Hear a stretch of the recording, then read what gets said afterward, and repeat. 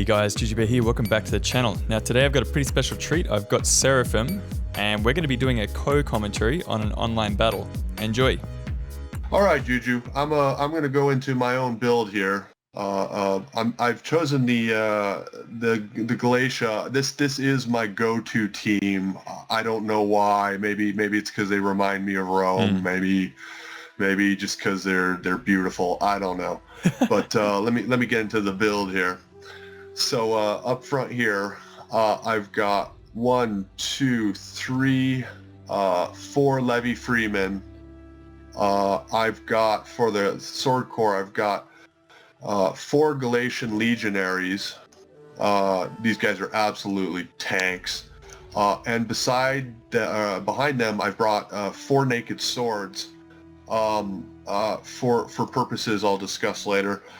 To back them up on the skirmishing front, I brought 3 mercenary Syrian archers in the back here, and out on the flanks, or the far flanks, on the right flank I have a Galatian raider, and on the far left flank I have a Galatian raider. My general is going to be this noble horse, since I felt I needed a little bit of power. You want to take over Schulversager's GETAE army, please, Juju? Yeah, man, all over it. So, the GETAE player has brought 2 spear horsemen. Very interesting formation. I'm not really sure why he's gone ahead and done that. He might be trying to just disguise how many units, or, make himself seem less opposing, possibly. Mm-hmm. But he's got 2 of these spear horsemen on his left flank, 2 folksmen, 2 bow horsemen. His general is a noble sword. He's got 1, 2, 3, 4 of them in total on this left flank. He's got 2 Dacian heavy skirmishers, 2 spear warriors, and that completes the left wing. Now, out on his right wing, he's also got a fairly similar story: 2 folksmen, 2 spear horsemen, 2 bow horsemen. So a pretty mobile army. He seems to be maybe hoping to kite a little bit with his bow horsemen. I mean, he doesn't really have a lot of long-range skirmishing power. Just in these Dacian heavy skirmishes, these guys will be pretty punishing. But whether or not he'll be able to use them is another story. Shall we get this going? Yeah, let's please do. You want to count us down? Yep. 3, 2, 1, go. So run us through the tactics of your build there, the Galatian build. Well, I love bringing these Galatian raiders. I did not count on the bow horse, and you can see out here on my left flank that I'm already moving to engage the Galatian raiders, but I'm thinking twice because I see the bow horse, and in my opinion, with the heavy shot of the bow horse, it's no contest whatsoever. So I think that in this instance, the Galatian raiders were a poor decision. You can see I'm pulling them back. Have you had much experience with bow horsemen? Yeah, to be honest, they're pretty amazing. I actually only just realized they've got 40 missile damage, so they actually out-damage your Galatian raiders, and they also outrange your Galatian skirmishers, Galatian raiders as well. So pretty far outmatched, and you're also outnumbered. So probably a wise decision to be pulling them back at this point. Yeah. What do you make of your opponent's formation? How he's formed up pretty tightly packed on the left and very far away on the right. It's very interesting.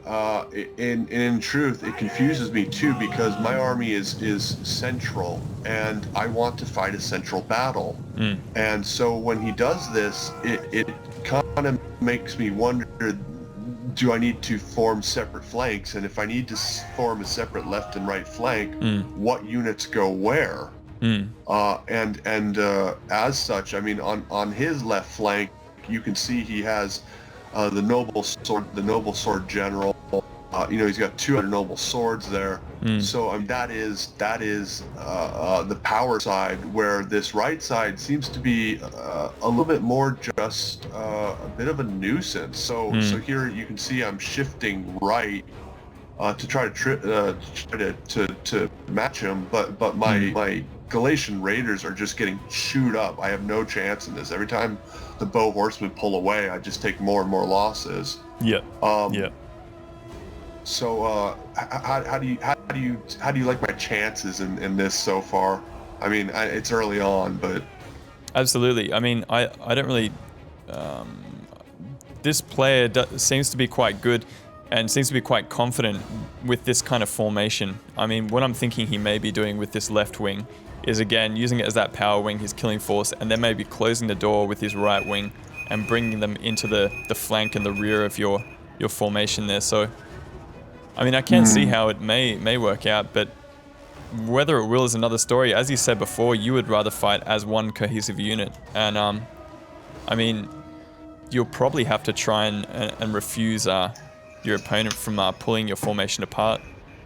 But looks like your Levy Freemen are probably going to be a pretty good bet up against those bow horsemen, just pushing them back, that kind of thing. But do you really have an answer to them, those bow horsemen, really? Agreed. Out here, you see, he's going to take his spearmen into my spaghetti lines, and I get a jav toss off. But that Levy Freeman drops about 10 men, so it wasn't a terrible loss. But then he's followed up by these Dacian heavy skirmishers right into my Levy Freeman. Absolutely surprised me, and my Levy Freemen are dropping quite quickly, actually. I don't know how cost effective that would be though, because those units are very expensive, and to be throwing them away this early in the match seems to be a bit of a suicide ploy. Yes, until he brings in this noble horseman, right? It's like a match of who's going to bring in the heavier infantry first. And here I am bringing my Galatian legionaries into this battle, but now they've lost their charge, and then he charges his noble swords, so they get a charge. I don't. Yeah. So, in a way, he used them essentially as Levy Freemen. Yeah. Yeah, absolutely. Yeah, you're right. Yeah. And they may be able to hold up. Those units have some fairly good armor and that kind of thing, and they could stand up to melee, a lot of melee units in the game, but it looks like they're being pushed back with 51 kills on one of them, and I don't think the other one got too many kills either, so I don't see that as being very cost effective, do you?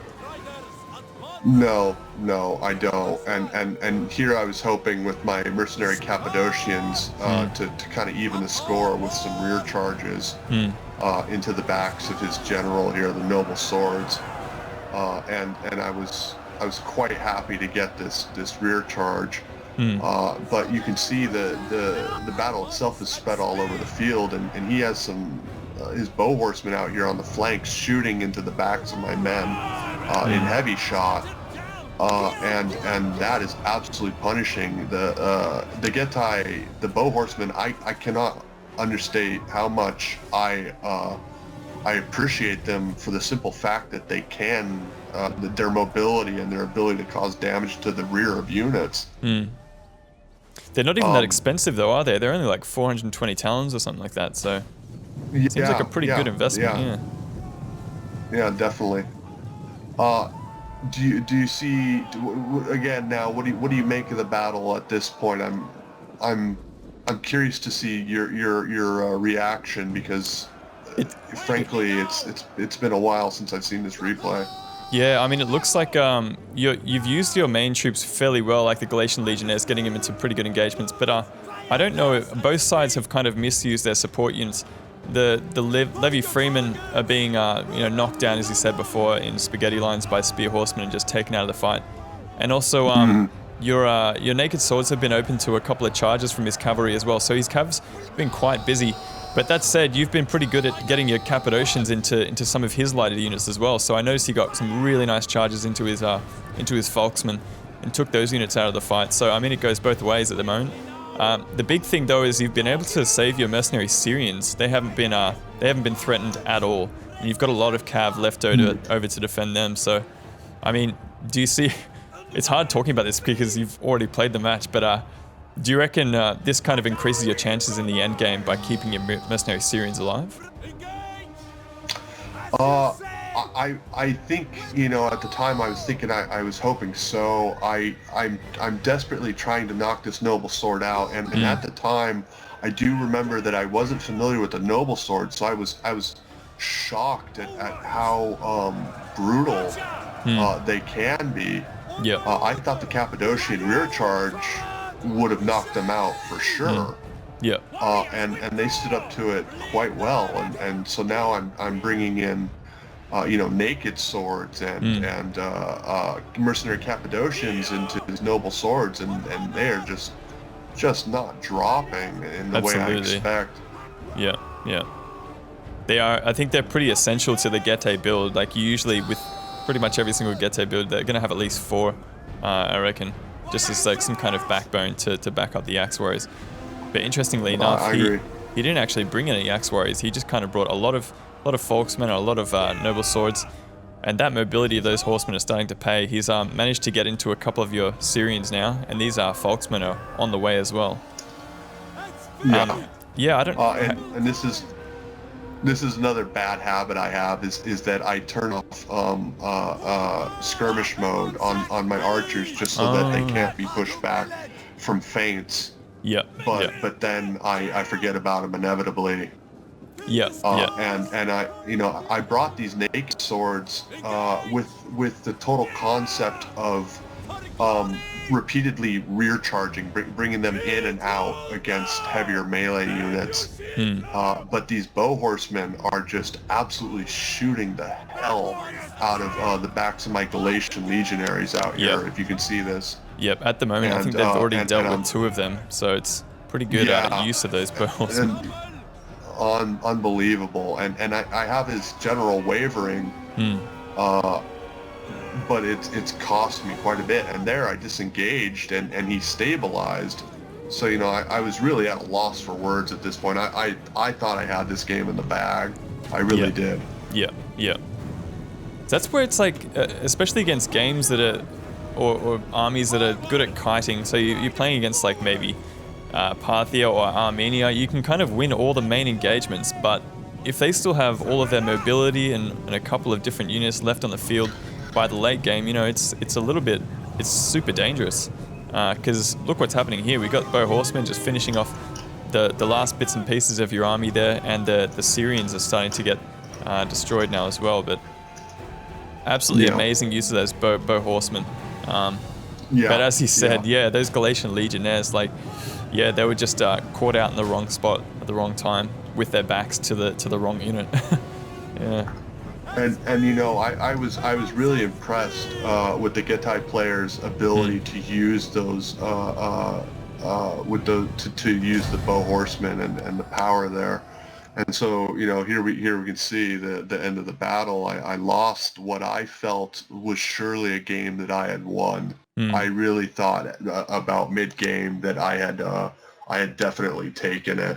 You mind if I go over my own units? Go for it, man. Okay, so the noble horse general had 147 kills. I was actually quite proud of that. The Galatian Raiders 6480, which is really nothing to sneeze at considering how outclassed they were by the bow horsemen. The mercenary Cappadocians 168, 214 with the rear charges. My mercenary Syrian archers 4, 26, 21. I think those were my real failings, especially that one with 4. I just wasn't able to bring it into the fight soon enough or quick enough or on the right target. The Galatian legionaries 107, 128, 62. Undoubtedly one of the ones that was shot in the back and taken out of the game quite quickly. Levy Freeman 1 kill, so not even a jab toss apparently. 61, 20, 21. The naked swords again, 17, 73, 153 for some, 111 for others. So, you know, my idea of recharging the infantry worked to some extent, but because of his disjointed formation, I wasn't able to pull the tactics I wanted to, and that's just how it goes. You want to go over Schulversager's build? Yep. So we got double XP chevrons on the Noble Sword General. Pretty amazing stuff. 350 kills. I think a lot of that was on, Galatian Legionnaires and Naked Swords. So definitely had a very nice, favorable engagement there. The Spear Horsemen, again, just being crucial at running around as a big nuisance to you and your backlines. A lot of the Levy Freemen were taken out of the fight before they could have a good, support different fights, that kind of thing. The Bow Horsemen, MVPs of the match. Honestly, those guys were running around just taking out. I'm surprised they didn't get any XP chevrons there, because a lot of those kills were on those very expensive Galatian Legionnaires and getting into very expensive Syrian archers as well. That's very surprising to see no XP chevrons there. These are heavy skirmishers. I think I like the idea of them destroying meat shield units in melee, but I can't get over the fact that using a unit like this, a skirmishing unit like this, and killing them off without even using their javelins, like that's what you get them for. It just feels like a waste of javelins, precious javelins, So 69, 26 kills, not too bad. Noble Swords, the rest of them did amazing. I think they were just in engagements that worked well for them. I have to say, I don't know if you don't mind me saying this, but I think a lot of your units were kind of clumping together there on the pointy end of these Noble Swords.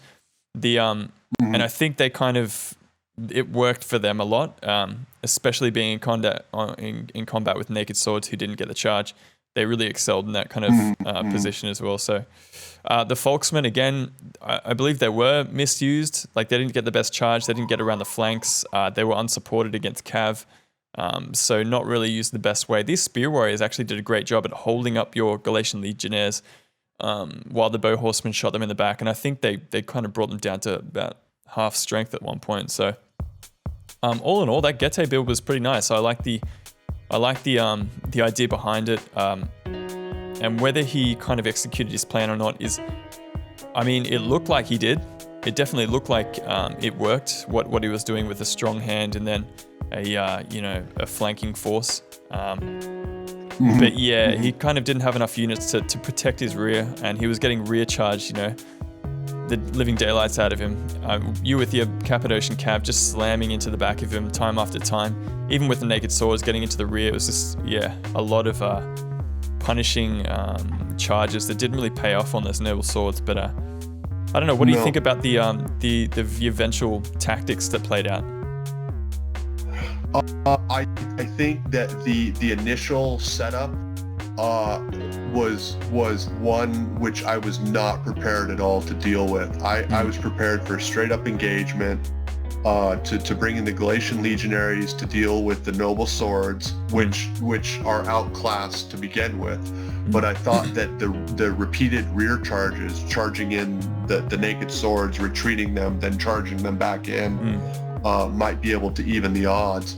But in this instance, looking at my Cappadocians with 214 kills, 168 kills, like you said, the rear charges I thought for sure would have ended any unit, really any melee unit, caught between a rock and a hard place, and they didn't, and I was dramatically surprised that they did not.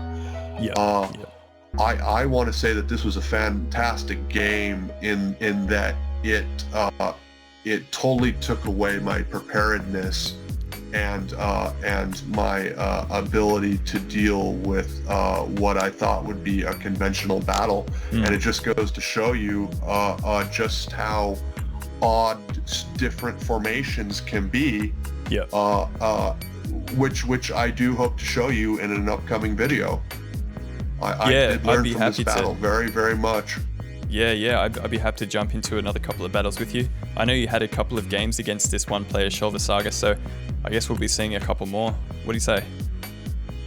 Yeah, absolutely, and I'd be honored to be joined by you, Jujubear. Cool, well, I'll see you next time.